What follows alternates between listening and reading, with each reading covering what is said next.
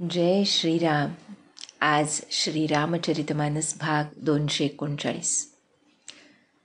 रामे चित्तलयः सदा भवतु मे, भो राम मामुद्धर.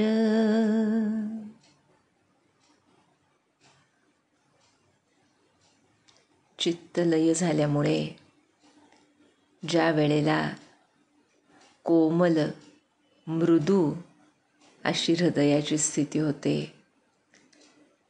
त्यावेळी त्या भक्ताला आपल्या आराध्याशिवाय दुसरं कुणीच दिसत नाही.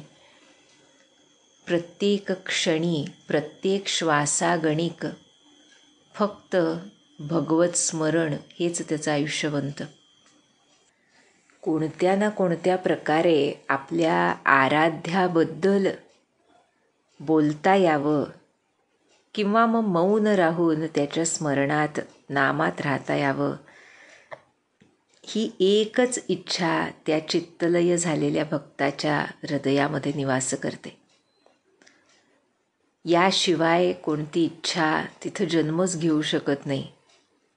आणि ज्या वेळेला असं होतं त्यावेळेला ते आराध्यच त्या भक्तांकडून काही कार्य करवून घेतं. सद्गुरू आपल्या सत्शिष्यांकडून कार्य करवून घेतात, भगवंत भक्तांकडून कार्य करवून घेतात. आणि असं झाल्यामुळे त्या भक्तांच्या अंतःकरणामध्ये कोण करवून घेतंय हा भाव पक्का असल्यामुळे त्यांचं प्रत्येक कर्मच नव्हे तर प्रत्येक श्वास हा भगवतचरणी समर्पित होतो. आणि मग कर्मबंधन ढिलं पडतं. आमचे महाराज तर म्हणतात, सद्गुरूंनी उपदिष्ट मार्गावरून चाललात तर काळाला सुद्धा मागं साराल. आणि अशा रीतीनं इथं रावणरूपी काळाला मागं सारण्यासाठी त्याचे 2 दूत सज्ज झालेत, जे श्रीरामांकडून अभयदान मिळवून लक्ष्मणाकडून चिठ्ठी लिहून घेऊन रावणासाठी पुन्हा रावण दरबारामध्ये दाखल झालेत. आणि रावणानं अनेक तऱ्हेनं निर्भत्सना केली आहे, श्रीरामांची, लक्ष्मणाची, समुद्राची, वानरवीरांची. आणि त्या दोन्ही दूतांना विचारतोय की तुम्ही इतके आश्चर्यचकित का दिसतायत त्या तपस्व्यांना बघून, काय झालंय तिथे, मला तुम्ही सांगत का नाही. आणि ज्यावेळी असा प्रश्न रावणानं केला तेव्हा आता दूत ते जे आहे त्यातल्या एका दूताचं नाव शुक असं सांगितलं. त्यांनी रावणाला काय सांगितलं याचं वर्णन येईल सुरुवातीला, ते आपण बघूया. तुलसीदास सांगतायत, ते दूत म्हणाले, नाथ कृपा करी पूछे हूँ जैसे, मानहु कहा क्रोध तजी तैसे, मिला जाई जब अनुज तुम्हारा, जात ही राम तिलक ते ही सारा. सुरुवातीला रावणानं विभीषणाचं काय झालं सांगा, जो मृत्यूच्या दाढेत आहे असं विचारलं होतं ना. त्यामुळे त्याचं उत्तर सुरुवातीला हे दूत देत आहेत. तो शुक देतोय. तो दूत काय म्हणाला, हे नाथ, तुम्ही कृपा करूनच मला हा प्रश्न विचारला आहे की तुमची भेट झाली का, काय घडलं तिथं, ह्या गोष्टी तुम्ही कृपा करून मला विचारल्या आहेत. तेव्हा तसंच आता क्रोध त्यागा आणि माझं म्हणणं ऐका. जेव्हा तुमचा भाऊ विभीषण श्रीरामानं जाऊन भेटला तेव्हा तिथं पोहोचता क्षणी श्रीरामांनी त्याला राजतिलक केलाय. सरळ दूतांनी सांगितलं की विभीषणाला राजा घोषित केलंय लंकेचा श्रीरामांनी, बरं का. आणि पुढं सांगतायत, आता स्वतःला काय केलं ते सांगतायत. रावण दूत हमहि सुनी काना, कपिन बांधी दीने दुख नाना, श्रवण नासिका काटई लागे, राम सपथ दीने हम त्यागे, पूछिहु नाथ राम कटकाई, बदन कोटि सत बरनी न जाई, नाना बरन भालु कपिधारी, बिकटानन बिसाल भयकारी. तो रावण दूत सांगतोय की आम्ही रावणाचे दूत आहोत हे ऐकून वानरांनी आम्हाला बांधून घातलं आणि फार त्रास दिला. इतकंच काय, आमचं कान नाक कापायला आमचे निघाले ते वानर, पण आम्ही जेव्हा रामांची शपथ घातली त्यांना तेव्हा त्यांनी आम्हाला सोडलं. सर्व वृत्तांत ते दूत रावणाला सांगतायत. आणि आता पुढे म्हणतोय तो शुक की हे नाथ, तुम्ही श्रीरामांच्या सेनेबद्दल विचारताय तर तिचं वर्णन कोट्यवधी मुखांनी सुद्धा करता येणार नाही. अनेक रंगांची अस्वल आणि वानरांची ही भयंकर सेना आहे. भयंकर मुखाचे, विशाल देहाचे, भयानक असे हे वानर आहेत. आणि आता पुन्हा त्याच सेनेचं वर्णन करतायत. म्हणाले, जेही पुरद हे उहते सुत तोरा, सकल कपिन मह तेही बलु थोरा, अमित नाम भट कठिन कराला, अमित नाग बल विपुल बिसाला, द्विविध मयंद नील नल अंगद गद बिकटासी, दधिमुखी के हर निसठ सठ, जामवंत बलरासी, एक सब सुग्रीव समाना, इन समकोटिन गण इको नाना, राम कृपा अतुलित बल तिन्हि, तृण समान त्रैलोक ही गणहि, असमय सुना श्रवण दस कंधर, पदुम 18 जूथप बंदर, नाथ कटक महसो कपिनाही, जो न तुम्हि जीतैरन माही, परम क्रोध मिजहि सब हाथा, आय सुपैन देहि रघुनाथा, सोषहि सिंधु सहित झष ब्याला, पुरहि नत भरी कुधर बिसाला, मर्दी गर्द मिलवहि 10 सीसा, ऐसे बचन कहहि सब कीसा, गर्जहि तर्जहि सहज असंका, मानहु ग्रसन चहत हहि लंका, सहज सूर कपि भालु सब, पुनि सिर पर प्रभु राम, रावण काल कोटि कहूँ, जीति सकहि संग्राम.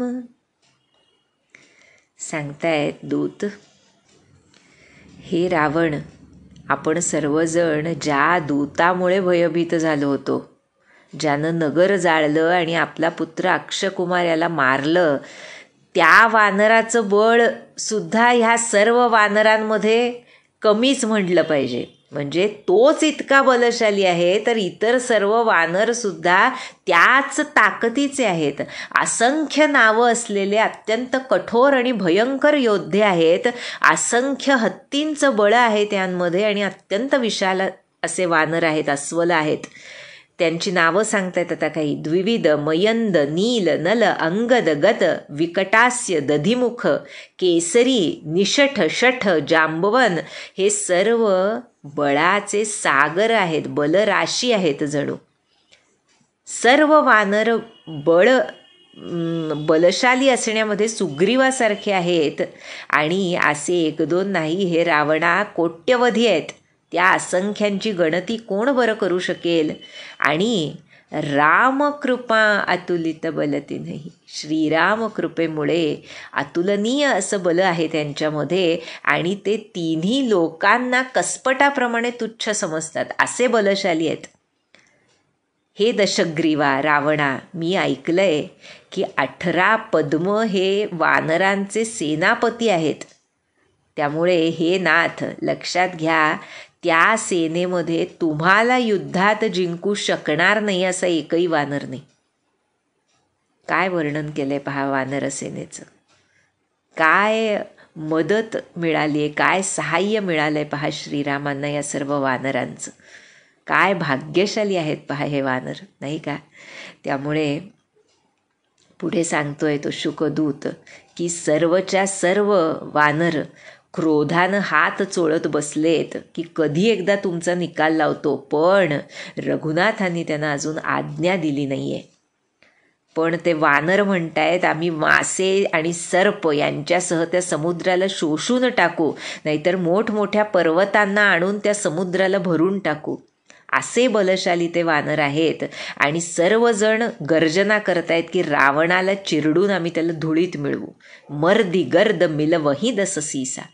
असंच सर्व वानर बोलतायत. अत्यंत निर्भय आहेत सर्व वानर. गर्जना करतायत आणि धावून येतात की जणू लंकेला गिळून टाकू पाहत असावेत असे ते आहेत. हे रावणा, सर्व वानर आणि अस्वल स्वभावतःच शूरवीर आहेत हे लक्षात घे. आणि पुनी सिर पर प्रभू रामा, त्यांच्या शिरावर सर्वेश्वर प्रभू सुखधाम श्रीराम आहेत. त्यामुळे ते कोट्यवधी काळांना सुद्धा युद्धामध्ये सहज जिंकू शकतात. असं वर्णन त्या सेनेचं त्या दूतांनी रावणासमोर केलं. आणि आता श्रीरामांबद्दल सांगतायत की त्यांनी काय केलं.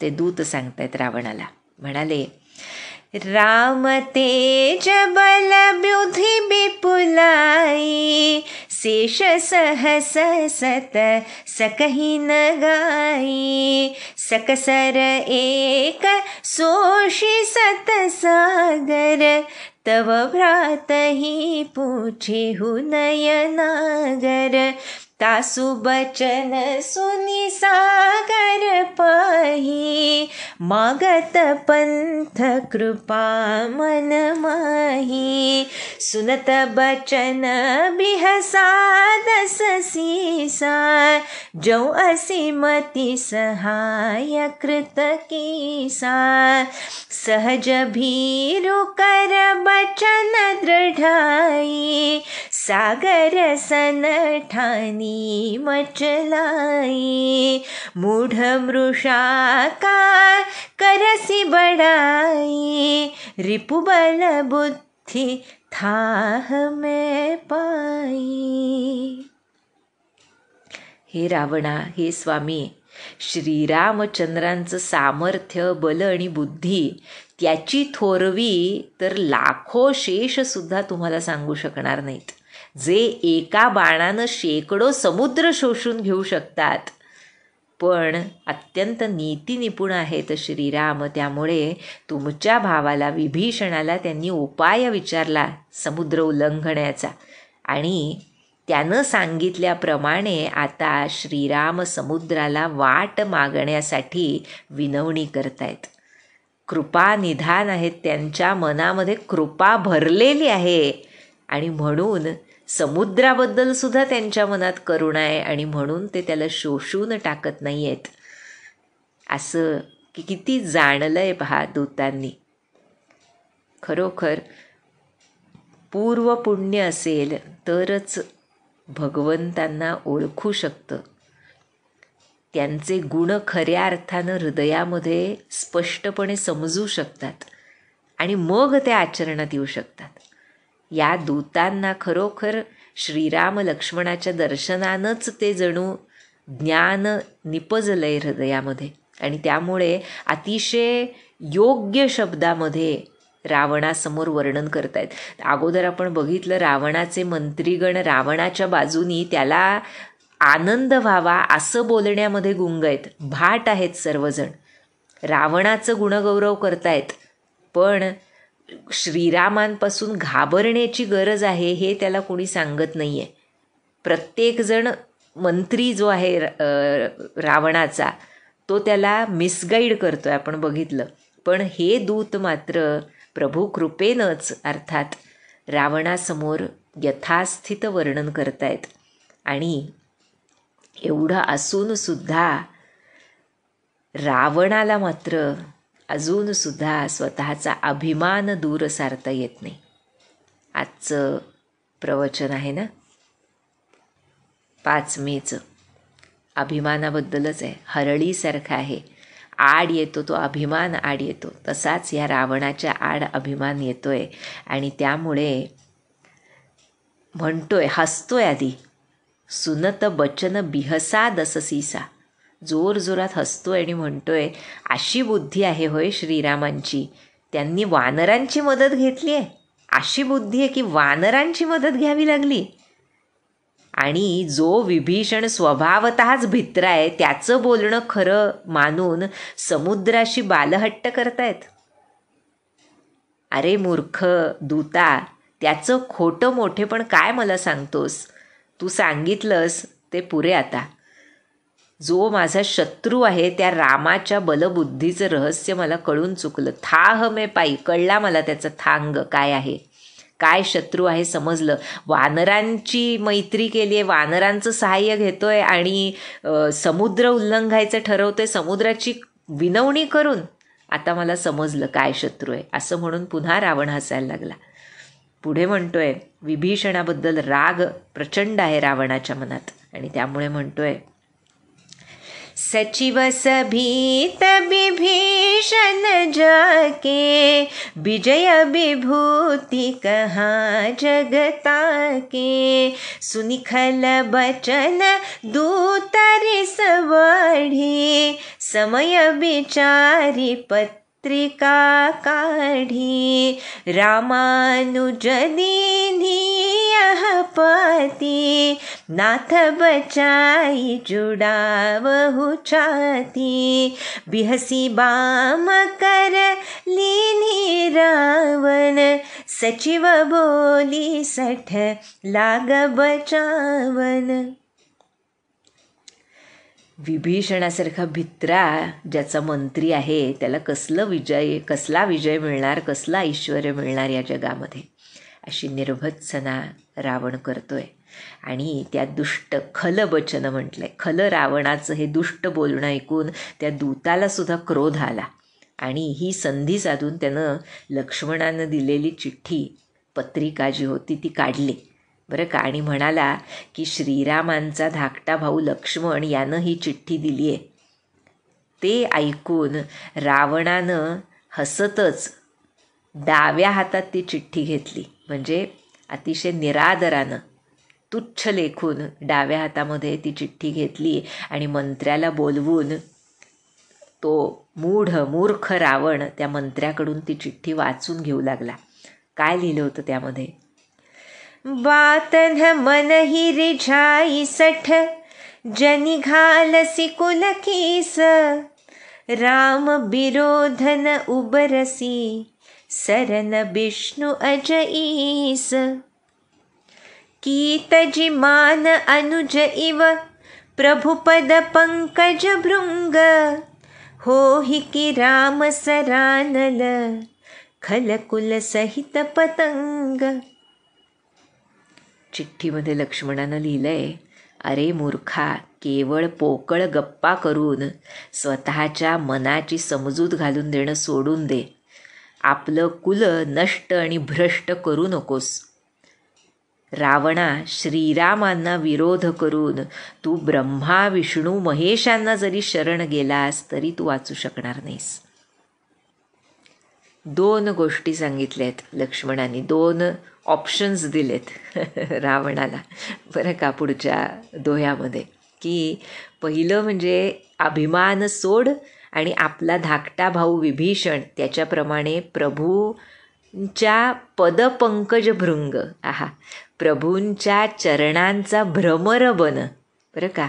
आणि नाही हे जमत नसेल तुला तर हे दुष्टा, श्रीरामांच्या बाणरूपी अग्नीमध्ये परिवारासह पतंग कीटकाप्रमाणे मरून जा. हे 2च हे ऑप्शन्स तुझ्याकडे आहेत असं लक्ष्मणानं ठणकावून त्या चिठ्ठीमध्ये सांगितलं आहे.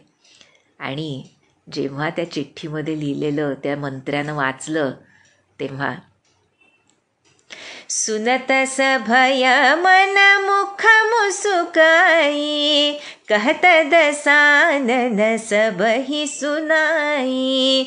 भूमि परा कर गहत आकासा, लघुतापस कर बाग बिलासा। त्या चिठ्ठीतले लक्ष्मणाचे कडक बोल ऐकून खरं तर रावण मनातून घाबरला बरं का, पण गर्वानं फुगलेला आहेच तो, त्यामुळे वरवर हसत सर्वांना म्हणतोय रावण, ज्याप्रमाणे पृथ्वीवर कुणी पडलाय आडवा आणि हातानं आकाश पकडायचा प्रयत्न करतोय, तसा हा छोटा तपस्वी प्रौढी मिरवतोय, लक्ष्मणाची निर्भत्सना करतोय की हा काय मला मारणार, जणू पृथ्वीवर पकडून आकाश धरायचा प्रयत्न करतोय असं रावण सांगतोय, ज्या पृथ्वीला ह्या शेषावतारानं धारण केलंय माहीत नाही रावणाला.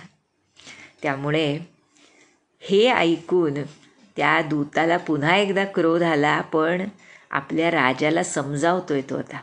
म्हणाला, कह सुकनाथ सत्य सब बनी, समुझहु छाड़ी प्रकृति अभिमानी। सुनहु बचन मम परिहरि क्रोधा, नाथ राम सन तजहु विरोधा। अति कोमल रघुबीर सुभाऊ, यद्यपि अखिल लोक कर राऊ। मिलत कृपा तुम्हा पर प्रभु करिहि, उर अपराधन एक उधरिहि। जनक सुता रघुनाथ ही दीजे, इतना कहा मोर प्रभु कीजे। जब ते ही कहा दीन बदेहि, चरण प्रहार कीन्ह सठते ही।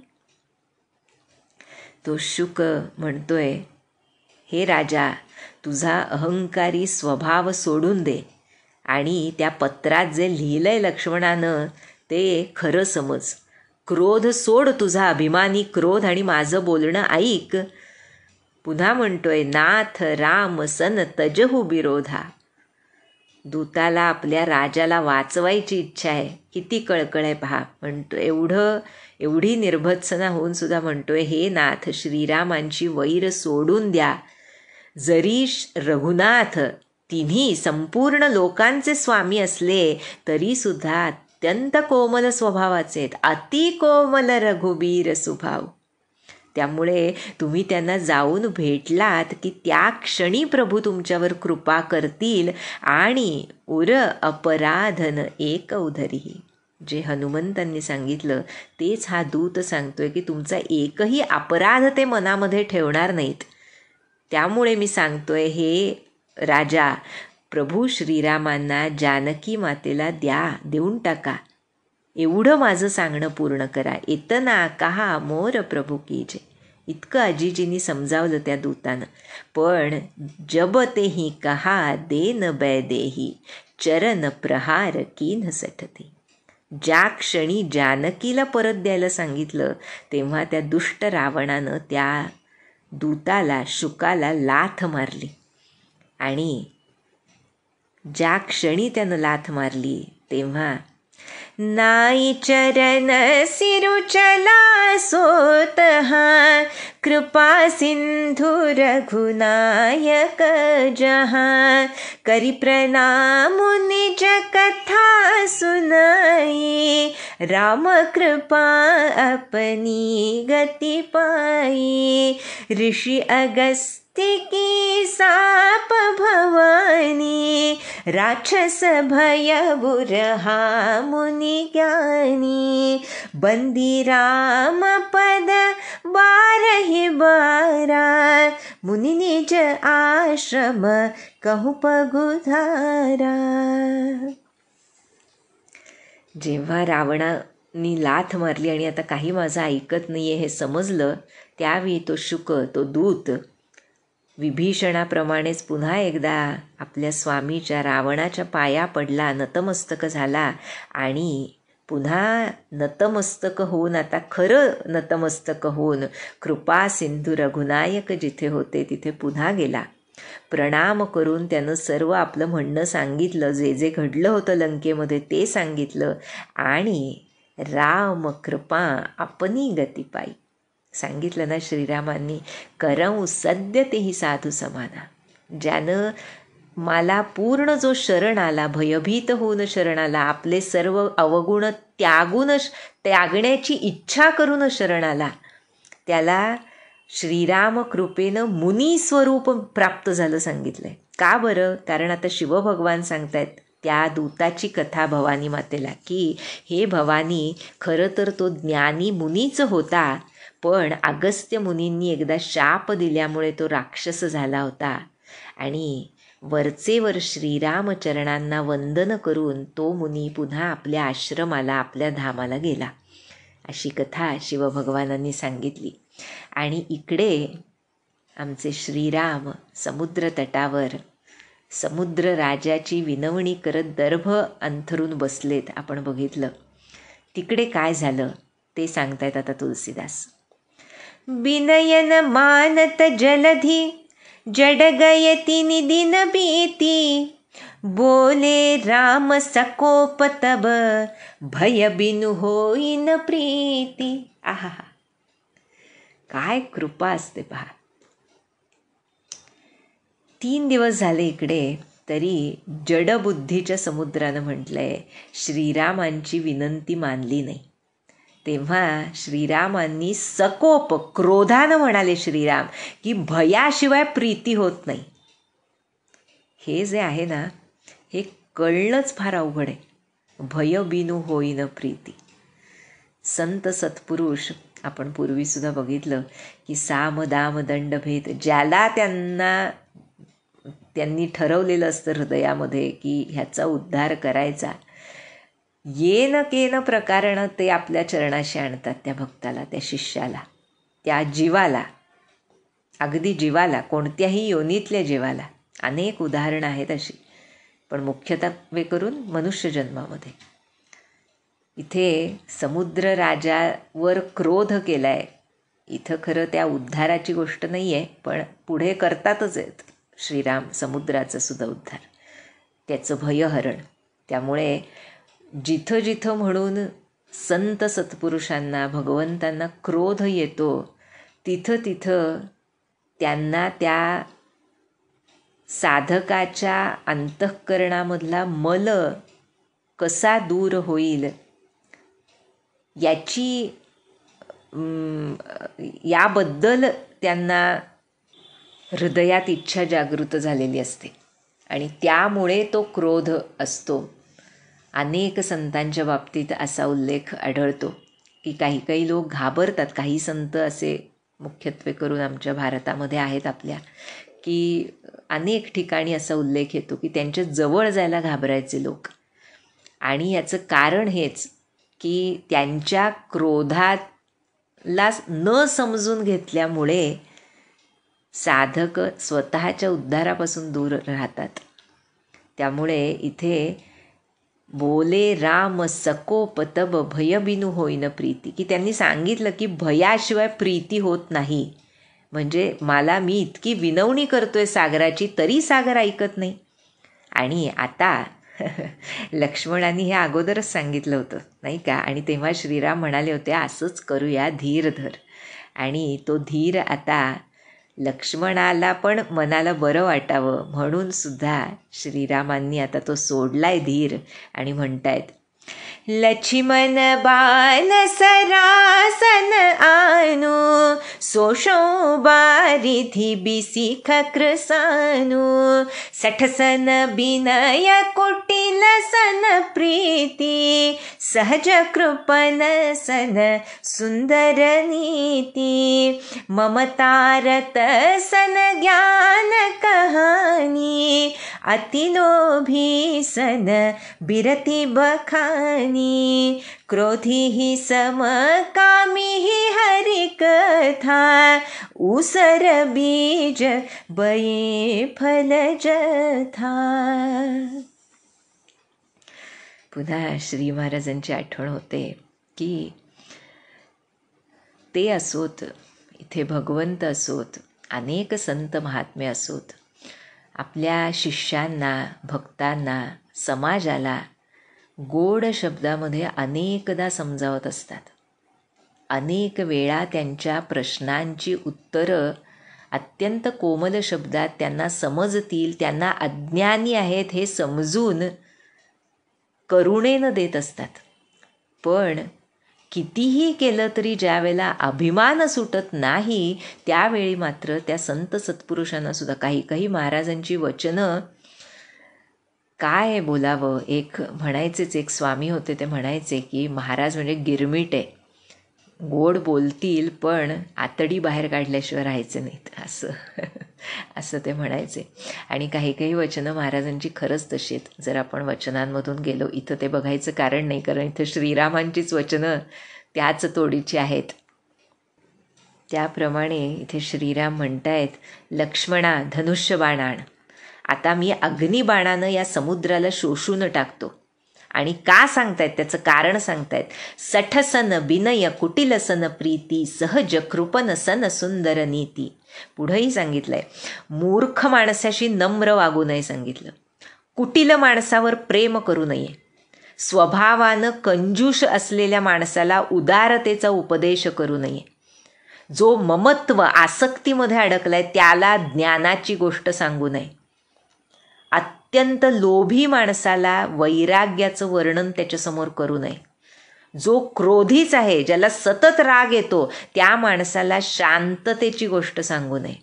आणि जो कामी आहे, कामवासनेमध्ये अखंड गुरफटलेला आहे, त्याला भगवंतांची हरिकथा सांगू नये.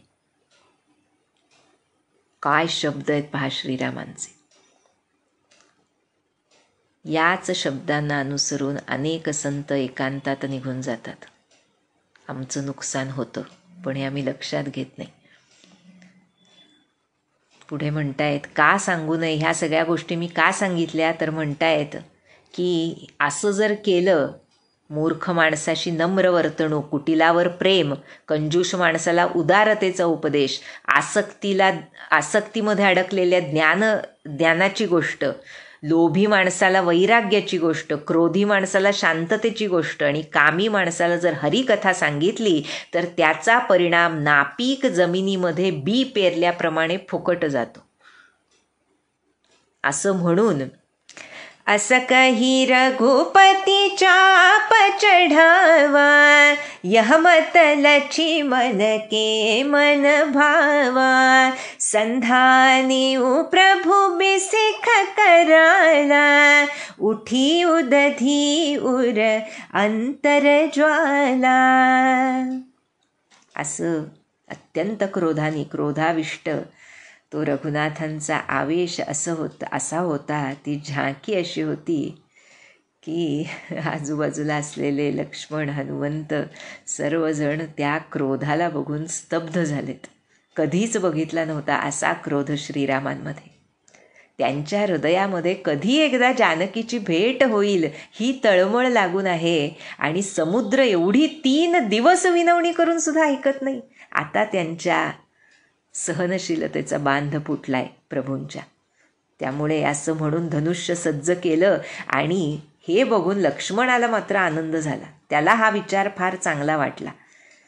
त्यामुळे प्रभूंनी आता अग्निबाणाचा नेम धरला, नुसता नेम धरला प्रभूंनी, आणि समुद्राच्या हृदयामध्ये अग्नीची ज्वाळा उठली.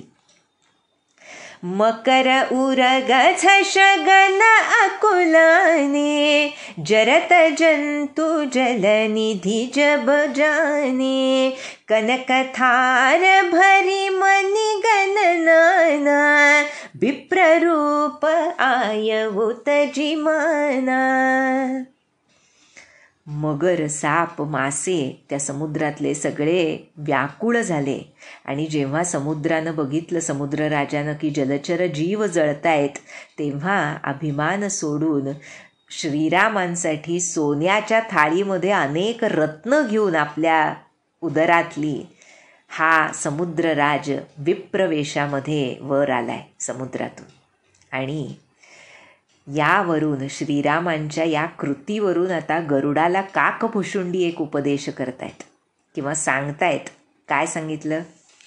काटेही पैकदरी फरई कोटी जतन कौसीच बिनयन मान खगेस सुनू डाटेही पयन वनीच. काकभुशुंडी म्हणतायत, गरुडा, कुणी कितीही उपाय केले तरी केळीचं झाड कापल्याशिवाय फळ देत नाही. ज्यावेळी केळीचं झाड कापलं जातं तेव्हाच त्याला फळ लागतं.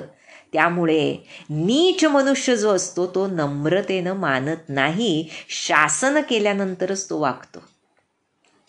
हे श्रीरामांनी इथे दाखवून दिलं असं तुलसीदास सांगतायत. आणि भयभीत होऊन जेव्हा समुद्रराज वर आले तेव्हा सभय सिंधु गही पद प्रभु के रे क्षमहुनाथ सब अवगुण मेरे गगन समीर अनल जलधरणी इन्हकैनाथ सहज जड करणी. तव प्रेरित माया उपजाए सृष्टि हेतु सब ग्रंथ निगाए प्रभु आय सुजे ही कह जस अहई सोते ही भांति रहे सुख लहई प्रभु भल कीन मोहि सिख दीन्ही मर जादा पुनि तुम्हरी कीन्ही ढोल गवार शूद्र पशु नारी सकल ताडना के अधिकारी. भयभीत होऊन समुद्रानं प्रभुचरण धरले आणि म्हणतोय, हे नाथ, माझा अपराध क्षमा करा. हे नाथ, तुम्हाला तर माहीतच आहे, तुम्हीच केलेलं आहे हे आकाश, वायू, अग्नी, जल आणि पृथ्वी या सर्वांची जी कृती असते ती स्वभावतःच ज्ञानहीन असते. बरं का, जलतत्व म्हणजे ही पंचमहाभूतं जी आहेत ती तुमच्या मायेनं चालतात. त्यांना स्वतःचं ज्ञान नाही, त्यांना स्वतःचा प्राण नाही. तुम्ही दिल्यामुळे तो चालतो. त्यामुळे आम्ही स्वभावतःच ज्ञानहीन असतो. तुमच्या प्रेरणेमुळं मायेनं त्यांना सृष्टीसाठी उत्पन्न केलंय, या पंचमहाभूतांना.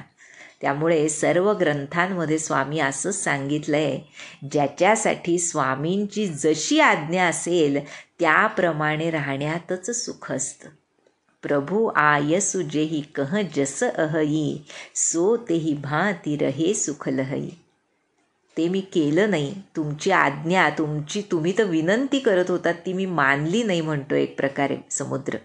आणि पुढे म्हणतोय की प्रभूंनी मला शिक्षा देऊन चांगलंच केलं, पण हे प्रभू, जीवांचे स्वभावसुद्धा तुम्हीच बनवलेत ना.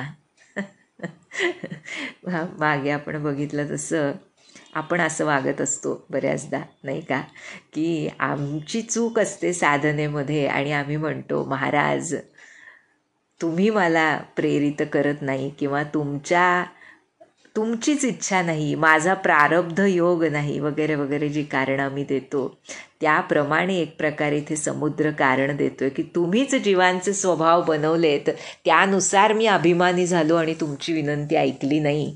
कारण म्हणतायत ढोल गंवार शूद्र पशु नारी. इथे वेगवेगळे अर्थ होतात खरं. ढोल आणि अगदी गंवार जो अडाणी आहे, शूद्र आहे, पशु आहे आणि स्त्री, हे सर्व दंड केल्यानंच वटणीवर येतात. सकल ताडना के अधिकारी असं म्हटलंय. अनेक वेळा या एकाच चरणावर चौपाईतल्या खूप आक्षेप आहेत तुलसीदासांवर की त्यांनी स्त्री, शूद्र, गंवार यांना, पशु यांना वाईट कसं म्हटलं, ताडना के अधिकारी का म्हटलं वगैरे. पण त्याचा खरा अर्थ जाणून न घेतल्यामुळे असे आक्षेप येतात. ढोल म्हटलंय कारण ढोल वाजवल्यानंतरच वाजतो असं त्यांना त्यातून सुचवायचं आहे की कोणते, म्हणून ताडना म्हटलंय, म्हणजे ताडलं त्याला ढोलला तरच तो वाजणार. गंवार म्हणजे इथं खऱ्या अर्थानं अज्ञानी असा अर्थ होतो.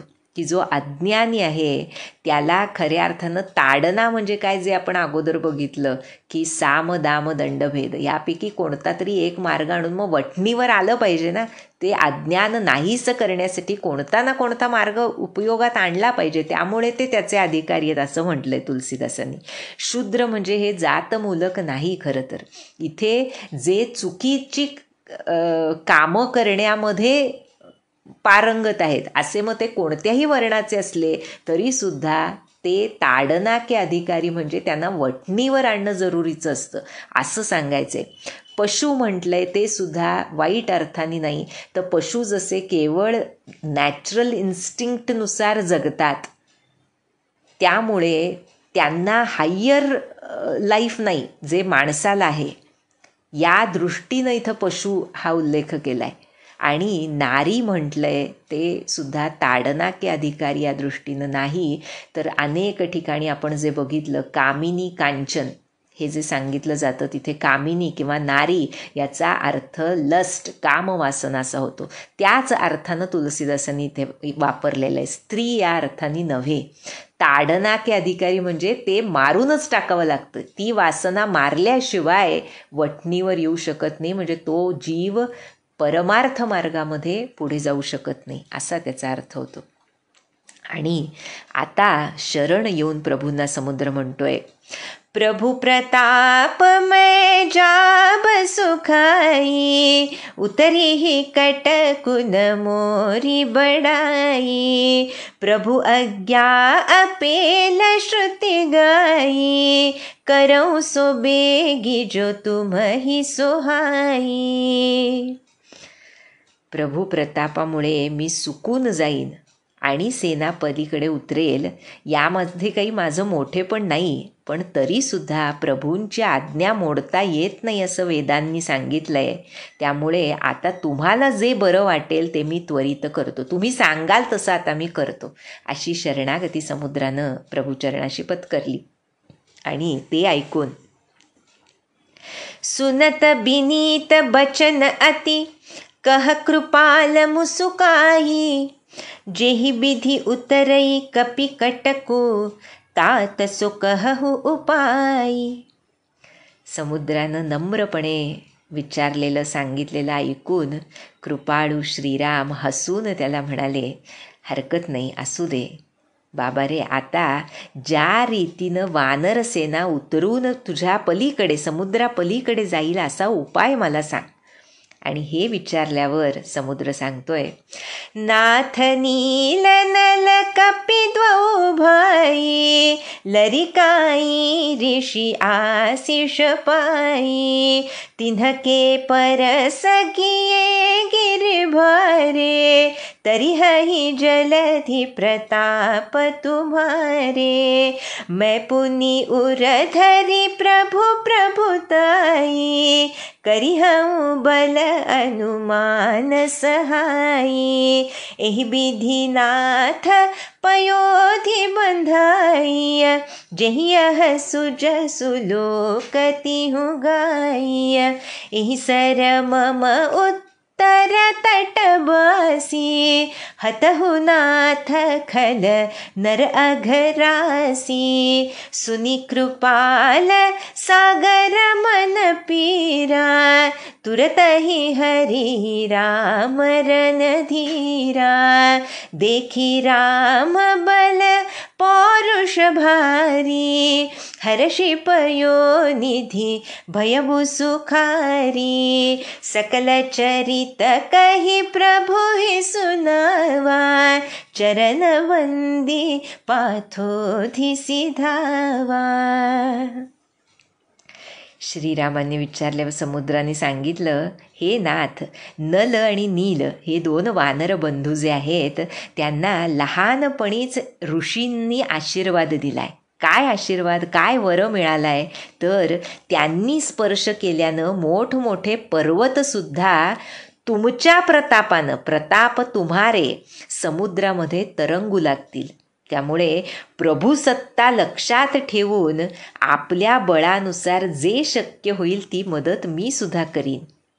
आणि अशा प्रकारे तुम्ही समुद्राला बांध घाला, सेतू बांधा, ज्यामुळे त्रैलोक्यामध्ये श्रीराम तुमची सुंदर कीर्ती गायली जाईल.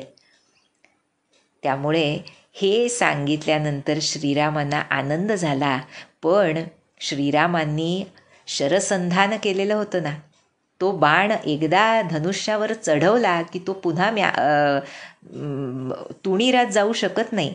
त्यामुळे म्हणतोय समुद्र की ह्या बाणानं, तुम्ही जे शरसंधान केलं आहे त्या बाणानं उत्तर तटावर अत्यंत पापी आणि दुष्ट मनुष्य राहतात, त्यांचा नाश करा स्वामी.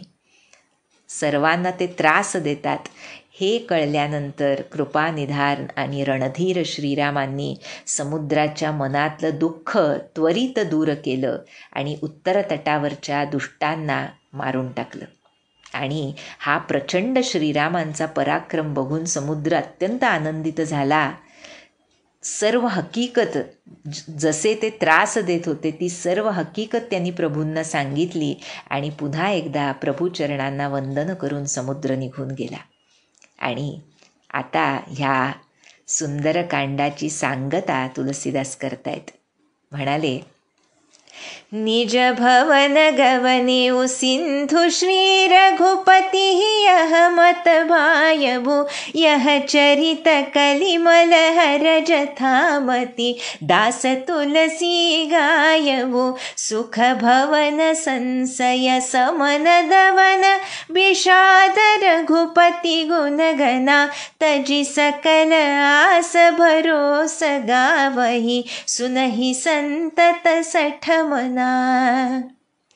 सकल सुमंगलदायक रघुनायक गुणगान सादर सुनहि ते तरहि भव सिंधु बिना जल जान. अशा रीतीनं समुद्र आपल्या घरी निघून गेला. रघुनाथांना त्याचा विचार खूप आवडला. अशा रीतीनं हे जे चरित्र मी सांगितलं ते कलियुगातल्या पापांचं हरण करणार आहे. आणि अशा रीतीनं तुलसीदासांनी स्वमतीप्रमाणे जथामती हे गायलं आहे असं तुलसीदास स्वतः सांगतायत. कसे आहेत रघुनाथ सांगतायत, गुणनिधान आहेत, सुखधाम आहेत, संशयाचा नाश करणारे, निवारण करणारे आहेत आणि विषादाचं दमन करणारे आहेत. त्यामुळे हे मूढ शठ मना, मूर्ख मना, तू संसारातल्या सर्व आशा आणि विश्वास सोडून दे आणि निरंतर प्रभूंचं गायन कर आणि त्यांचं चरित्र ऐक.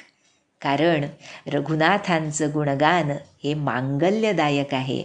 जे मनुष्य आदरपूर्वक ते ऐकतील ते कोणत्याही जहाजाशिवाय म्हणजेच कोणत्याही साधनाशिवाय या भवसागरातून तरून जातील.